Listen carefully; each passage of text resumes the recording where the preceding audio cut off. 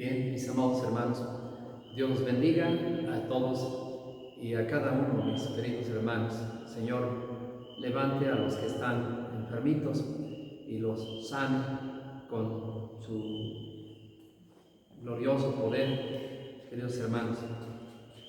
Pronto estén bien. Además, también fortalezcan nuestra fe en Él a través de su palabra bendita, a través de nuestra comunión con Él.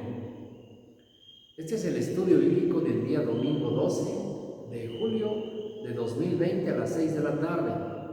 El título es Incapacidad total humana. El texto bíblico está en Mateo 12 del 33 al 37, que dice de esta manera: o haced el árbol bueno y su fruto bueno, o haced el árbol malo y su fruto malo, porque por el fruto se conoce el árbol. Generación de víboras, ¿cómo podéis hablar lo bueno siendo malos? Porque de la abundancia del corazón habla la boca. El hombre bueno del buen tesoro de su corazón saca buenas cosas, y el hombre malo del mal tesoro saca malas cosas. Mas yo os digo que de toda palabra ociosa que hablen los hombres, de ella darán cuenta en el día del juicio, porque por tus palabras serás justificado y por tus palabras serás condenado, dice esta escritura. Oremos, hermanos. Dios eterno, Dios santo, te invocamos en esta hora para pedirte tu permiso, Señor, a meditar en este tema de hoy, Señor. Dirige nuestra mente, dirige, Señor, nuestra participación al frente de tu pueblo, mi Dios. En el nombre de Jesucristo te lo ruego. Amén. Hermanos, la humanidad perdida del pecado tiene muchos mitos. Entre estos está el mito de la neutralidad moral del libre albedrío. La neutralidad moral del libre albedrío. Dice que el pecador se imagina en una posición neutral entre lo bueno y lo malo, con la capacidad de escoger entre ellos cuando le conviene. Presupone una capacidad de arrepentirse y venir a Dios en cualquier momento. Se ve a sí mismo en control integral con respecto a las cuestiones morales. Él se cree dueño de su propio destino. Todos los grupos religiosos apoyan de alguna manera la doctrina del libre albedrío. Difieren entre ellos en lo que significa la palabra libre. Está claro que nuestra voluntad posee limitaciones. No podemos hacer brotar alas y volar solamente por quererlo, por desearlo. Tampoco aumentamos nuestro coeficiente intelectual al nivel de Einstein por fuerza de voluntad. Nuestra voluntad está limitada en algunas formas, pero no en otras. Algunos piensan que el libre albedrío del hombre escapó a los efectos de la caída y permanece moralmente neutral. Piensan que es la única facultad que no fue afectada por el pecado. Otros creen que la voluntad está debilitada por el pecado, pero que todavía puede contribuir a la salvación. Finalmente, algunos afirman que el pecado domina cada área del ser humano y que el pecador es incapaz de buscar la salvación sin la obra eficaz de la gracia. Esas tres cosas están allí. Nuestro concepto de la gracia divina dependerá en gran parte de lo que pensemos acerca de las capacidades y limitaciones de nuestra voluntad. Por esa razón es imprescindible definir cuidadosamente estas capacidades y limitaciones. Afirmamos lo siguiente, hermanos.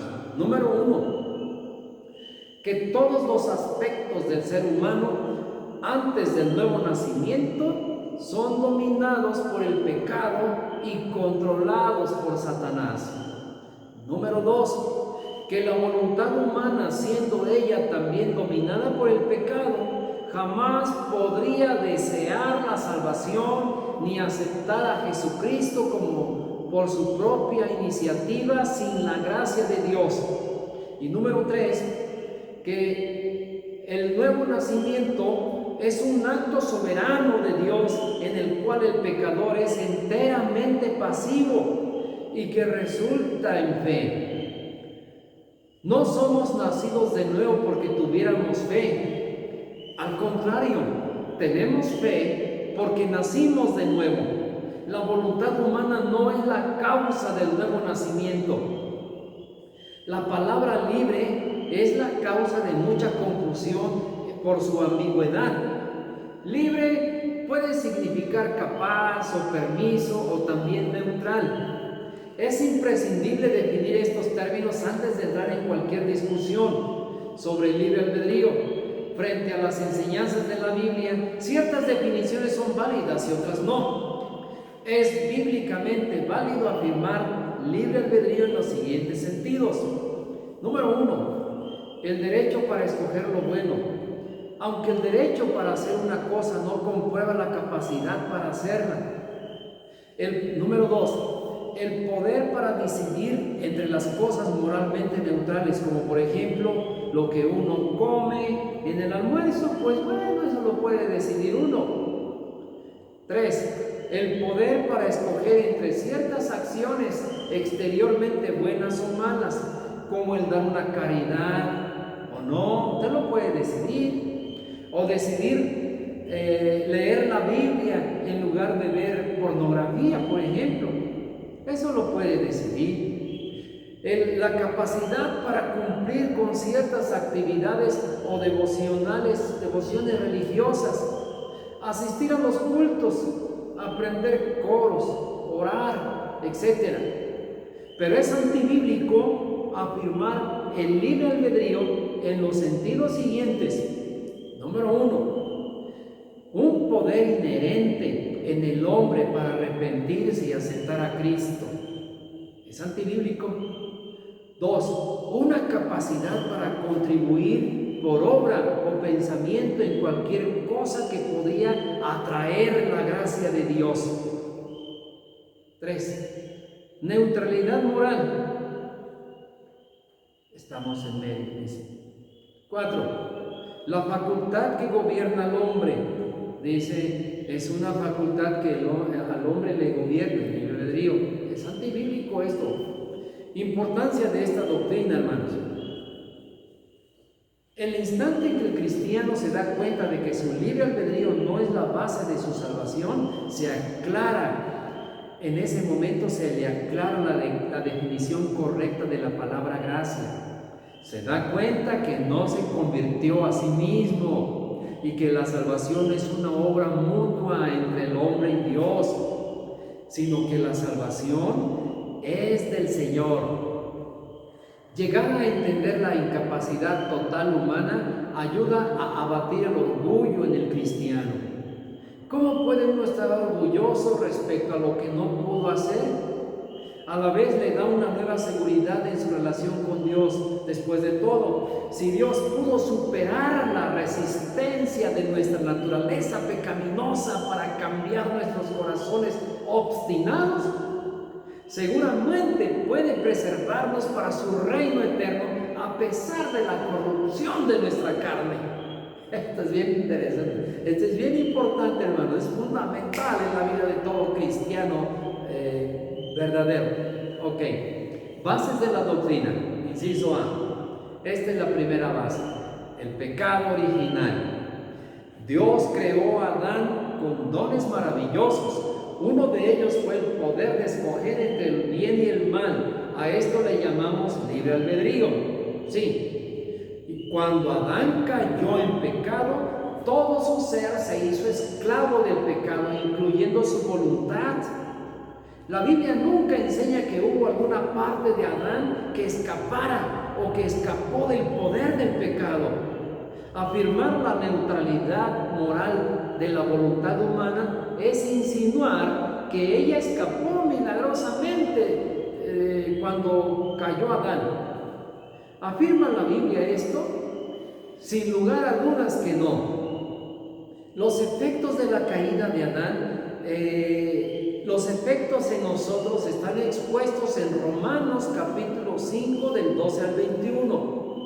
En este texto aprendemos que heredamos de Adán la muerte la condenación y el juicio divino, la culpa del pecado de Adán, que se atribuye a toda su descendencia.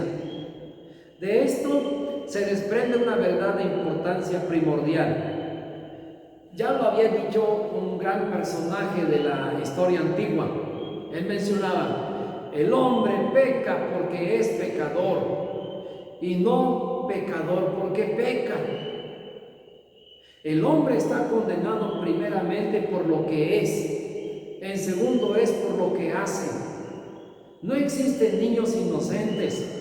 Todos nacemos condenados y bajo condenación, y nacemos esclavos del pecado. Siguiente razón: B. El corazón gobierna al hombre, no su voluntad. Sobre toda cosa guardada, dice el pasaje, guarda tu corazón, porque de él mana la vida. Proverbios 4:23. Existe la presuposición de que la voluntad humana es lo que decide las acciones del hombre. Esto no solo contradice las Escrituras, hermanos, sino que contradice también la lógica. ¿Cómo podría la voluntad humana ser libre de la naturaleza de la persona en que se encuentra? Uno siempre escoge lo que le agrada. Lo que nos agrada refleja lo que somos en el corazón. Así es el corazón, es decir, la naturaleza interior, esta que dirige al hombre, no su voluntad.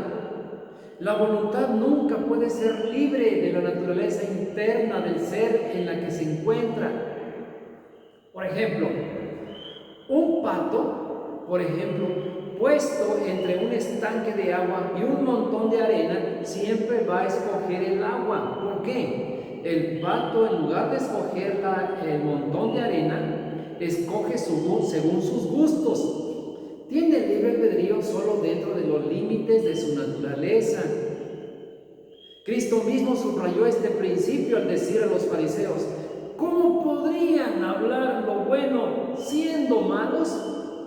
Porque de la abundancia del corazón habla la boca. Mateo 12:34. La Biblia enseña que el corazón del hombre lo gobierna. Mateo 12:33-37, 15:18-19 y Proverbios 4:23. Si el corazón del hombre es dominado por el pecado, entonces también lo es su voluntad.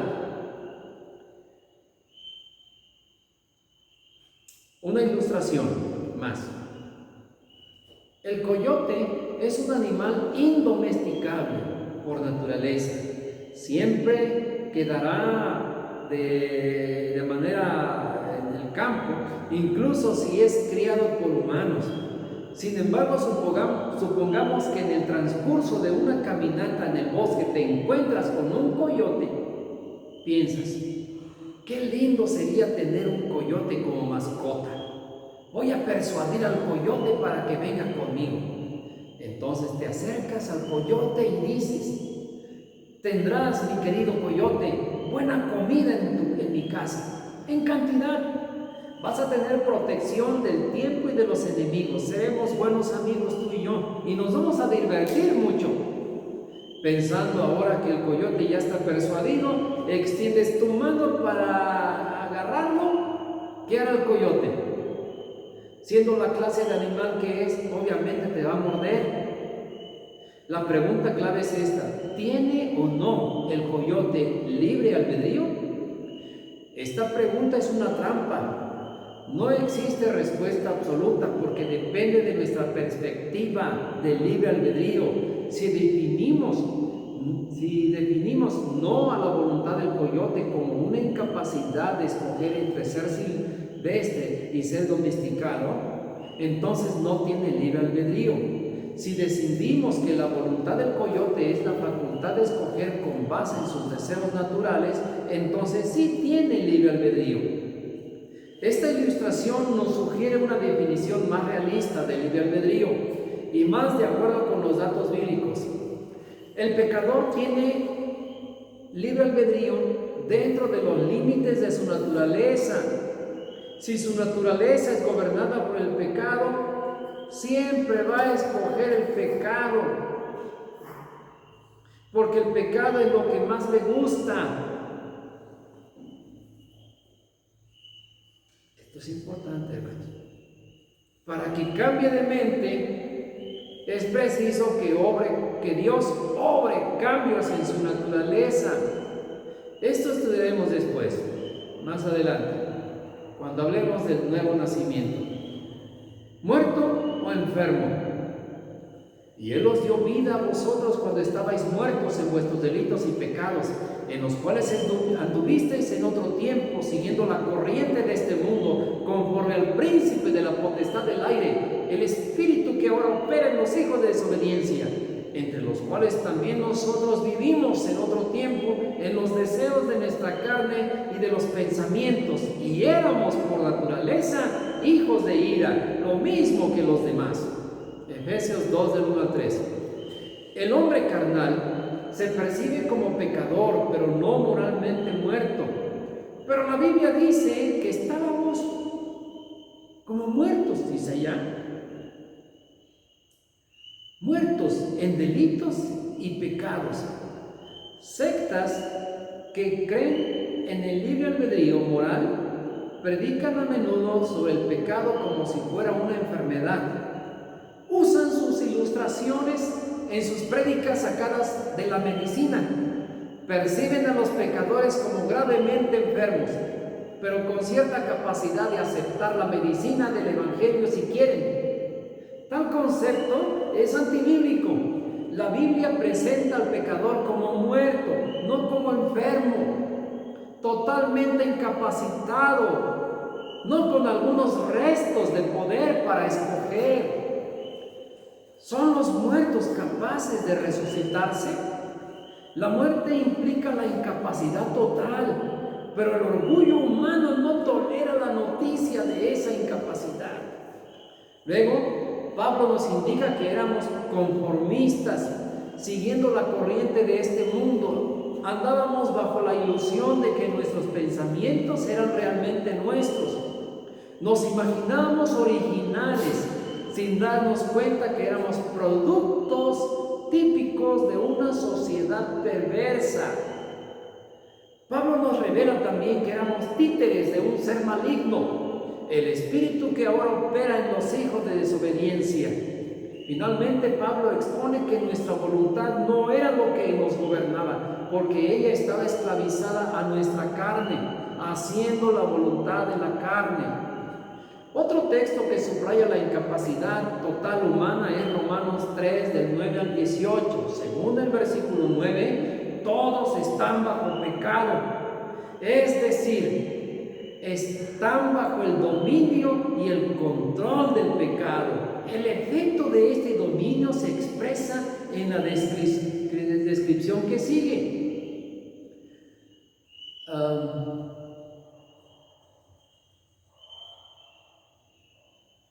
Sí, dice, no hay justo ni aun uno, no hay quien entienda, no hay quien busque a Dios, no hay quien haga lo bueno, no hay ni siquiera uno. Terrible esto, hermanos.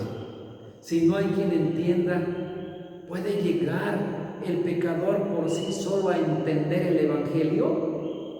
Si nadie busca a Dios, ¿tiene el pecador poder para hallarlo?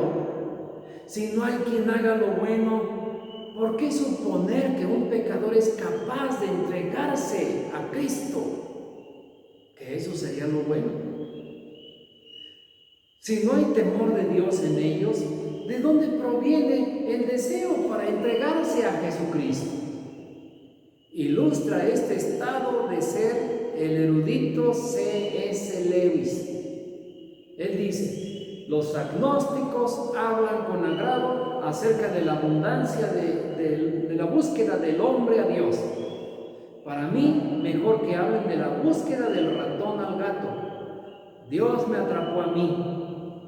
Si existe la menor sospecha de que la naturaleza carnal humana tiene alguna capacidad de someterse a Dios, en Romanos 8:7, es suficiente para descartarlo. Ese pasaje nos dice, por cuanto los designios de la carne son enemistad contra Dios, porque no se sujetan a la ley de Dios, ni tampoco pueden